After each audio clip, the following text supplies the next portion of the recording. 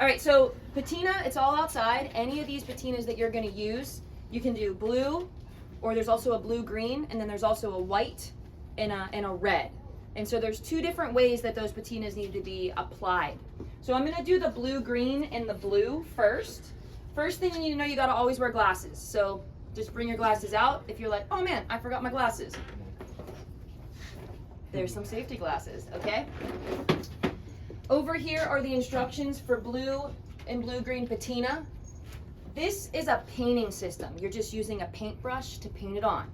The blue-green so there's two patinas. It's called blue-green and the other one's blue, all right? One's a darker blue and one is more like the color of the Statue of Liberty, okay? Here's the two samples. Since I moved it outside, they kind of look the same, you guys, so I don't really know.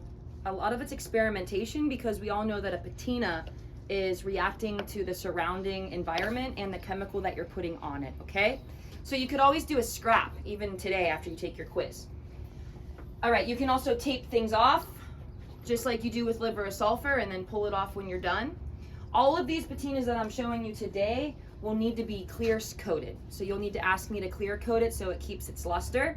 So when you're done doing it, when you're done and you like the surface, you'll put it over here on this table and you'll have to let me, or if Lissy's here, know, hey, this needs to be sprayed, and give us at least 10 minutes before the bell rings so that it dries, okay? All right, so for the first one, I got my glasses on. There'll be a few pairs of gloves up here. These are acid-resistant gloves. This is an acidic-based patina, a little bit stronger than the pickle acid that I showed you yesterday, so that's why I want you to wear these gloves, okay? There is a blue and green paintbrush, okay?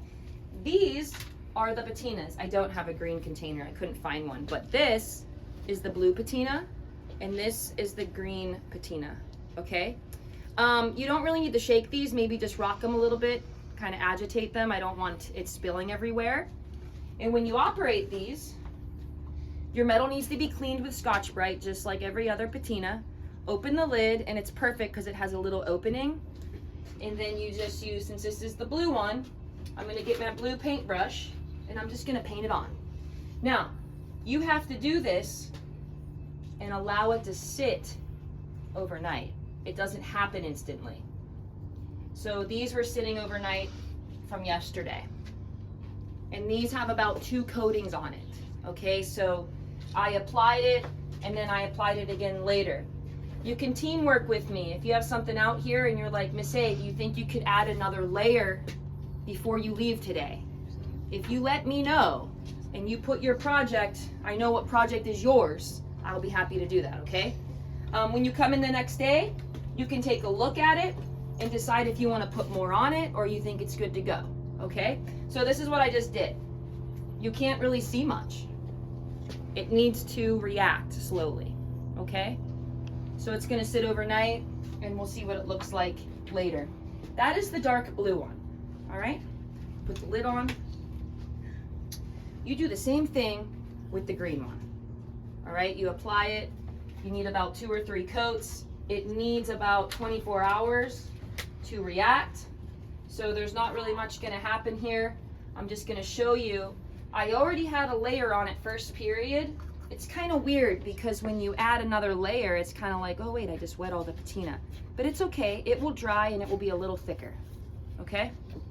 So this is turning a little bit more of a limey green outside, I've noticed. So it's kind of neat because it's giving us a little bit of a lime green, which didn't happen all the time. So you can experiment with those. I'm gonna let those sit there. There's a paper towel over here. Put it over there because people that are painting it on are gonna probably work right here just to keep your stuff safe. Does that make sense?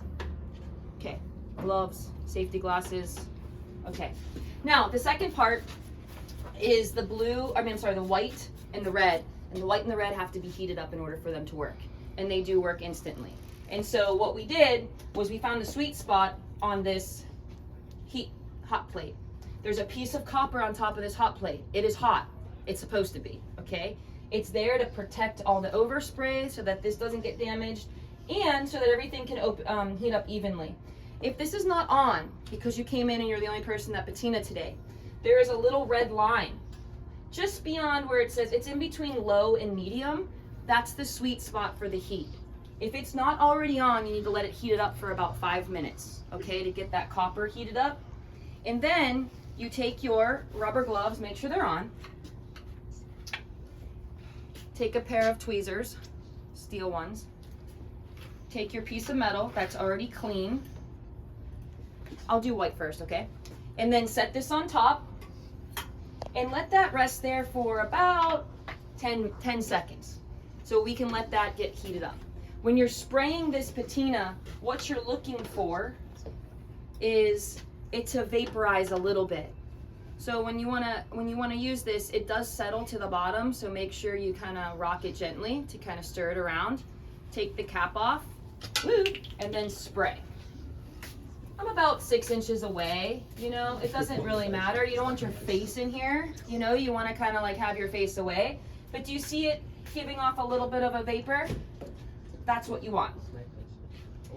When you have it the color that you want, you let it dry. You let it dry, and then you can decide if you want to add more, okay? What's happening? Oh, I love those. Yeah, don't hurt it. Okay, thank you. So this is what we're looking at right here. They're like big little bears. They're like flying bears. They're so cute. So this is where we're at right now, you guys. I can add a little bit more.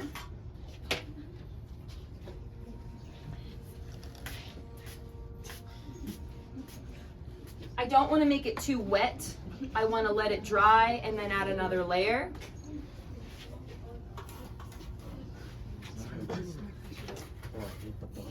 So this is one that's finished. Definitely gonna be videotaping this again. You can just stop it because there's too much going on in the background. It's not a good video. Thanks.